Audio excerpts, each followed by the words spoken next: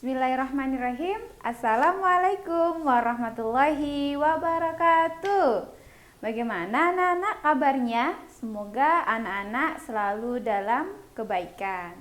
Baik, hari ini Ustazah kita akan belajar tentang materi bahasa Jawa.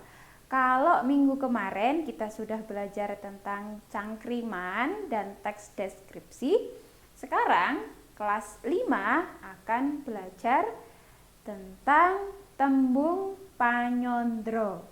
Nah, seperti yang sudah di belakang Ustazah.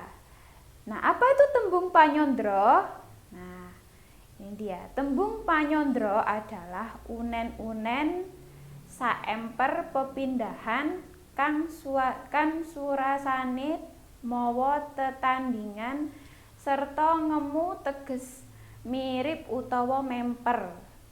Nah, artinya apa Ustazah? Artinya adalah tembung panyondro ini adalah seperti kata kiasan untuk menggambarkan sesuatu. Jadi, kalau dalam bahasa Indonesia itu seperti perumpamaan. Gitu ya. Kalau contohnya ada misalnya pada fisik manusia, misalnya ada tentang tumbuhan misalnya atau tentang perilaku.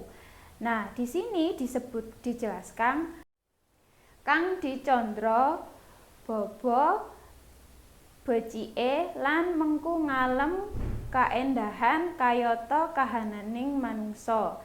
Jadi, perumpamaan seperti bentuk tubuh manusia ya, seperti mata, tangan, kemudian bibir, hidung, dan lain-lain itu ada perumpamaannya. Kemudian ada kahanane soto kewan, kahanane tetuwuhan, kahanane alam lan sak penunggalane.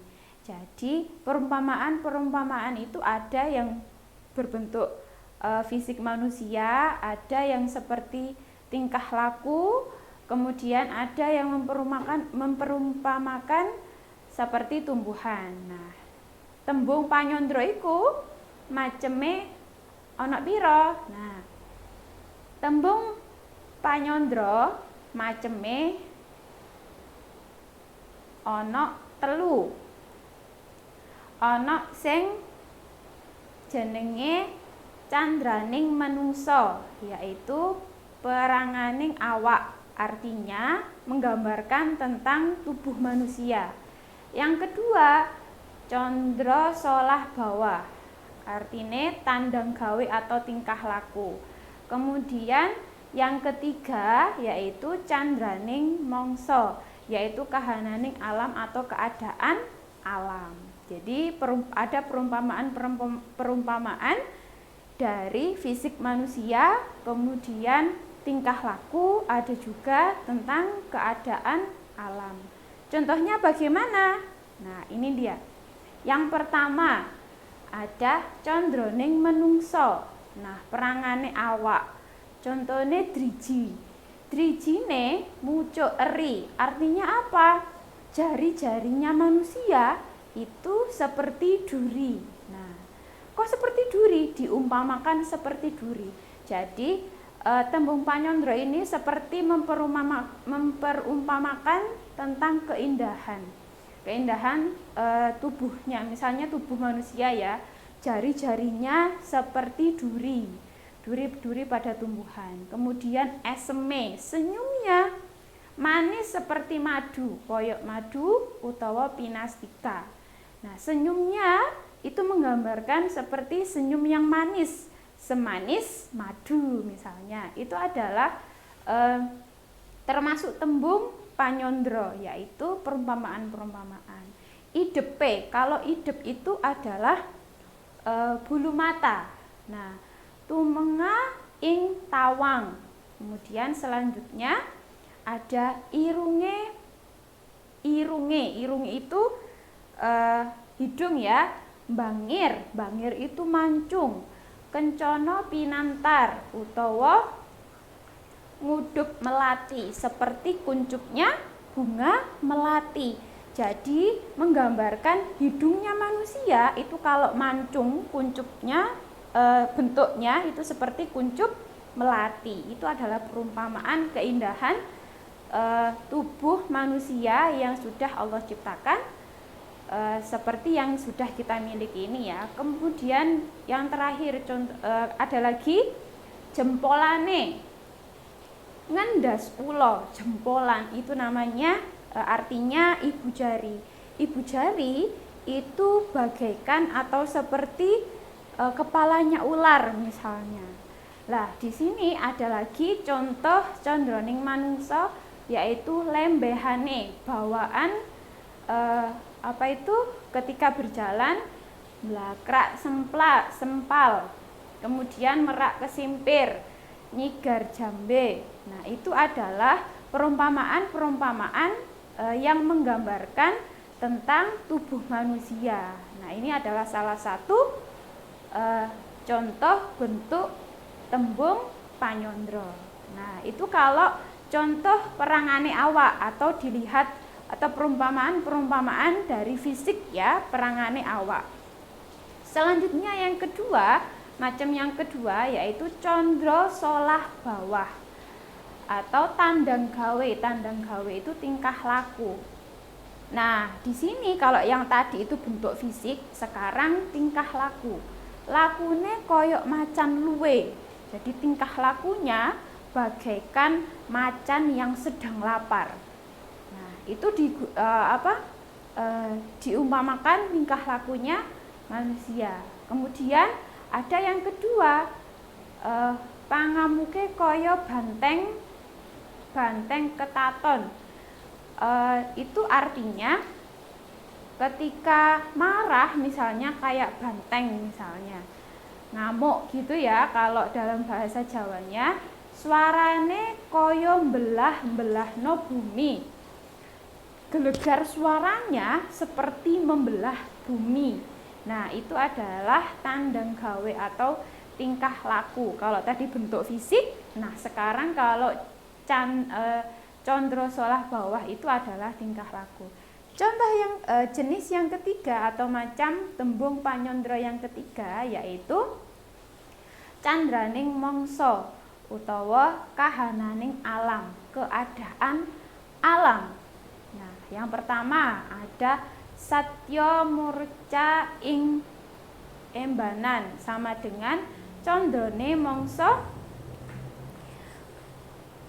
condroning mangsa kasa, tegese wit-witan padha mbrindil. Wit-witan itu artinya pepohonan ya, pepohonan yang daunnya pada berguguran. Jadi seperti pepohonan yang kering, itu adalah perumpamaan satya murca ing embanan. Nah, yang kedua bantala rengko, sama dengan candrane mongso karo mongso karo, tegese lemah-lemah padha nela, artinya utawa meletek, artinya tanah-tanah yang kering itu seperti ada belahan-belahan gitu ya, karena saking keringnya tanah yang sangat kering tersebut. Nah, yang ketiga yaitu suto manut bobo, sama dengan candrane mongso.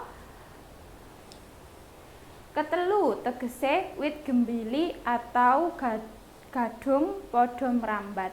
Artinya di sini wit gembili itu seperti tumbuhan umbi-umbian, jenis umbi-umbian yang batangnya itu podo merambat.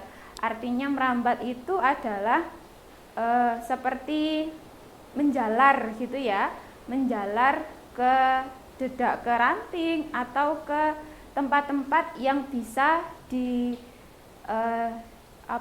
batangnya bisa menjalar ke tempat tersebut. Jadi seperti tumbuhan merambat gitu. Kalau tumbuhan gembili atau gadung itu jenis tumbuhan umbi-umbian gitu. Baik, ini adalah materi tembung panyondro. Jadi Ustazah ulangi lagi, tembung panyondro itu adalah tembung atau sebuah kata yang digunakan sebagai perumpamaan.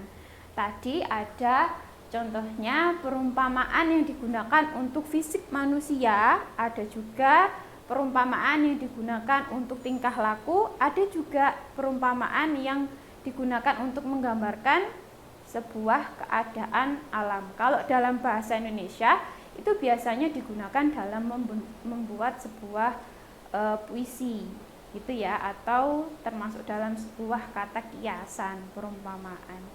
Nah, di dalam bahasa Jawa juga ada yang namanya tembung panyondro dan ada jenis-jenisnya. Tadi itu seperti 3 jenis yang sudah Ustadzah jelaskan di awal tadi gitu ya anak-anak. Baik, di modul sudah Ustadzah beri tugas di sana. Jika ada yang ditanyakan, silahkan nanti ditanyakan atau dilihat video ini untuk lebih jelasnya. Baik, anak-anak, semoga bermanfaat video yang sudah anak-anak lihat dari Ustadzah. Ustadzah doakan semoga Allah memberikan kemudahan untuk anak-anak dalam memahami materi yang sudah Ustadzah berikan. Ingat, tetap jaga kesehatan, kurangi berkerumun, dan tetap semangat belajarnya. Sekian dari Ustadzah. Wassalamualaikum warahmatullahi wabarakatuh. Bye. Sudah.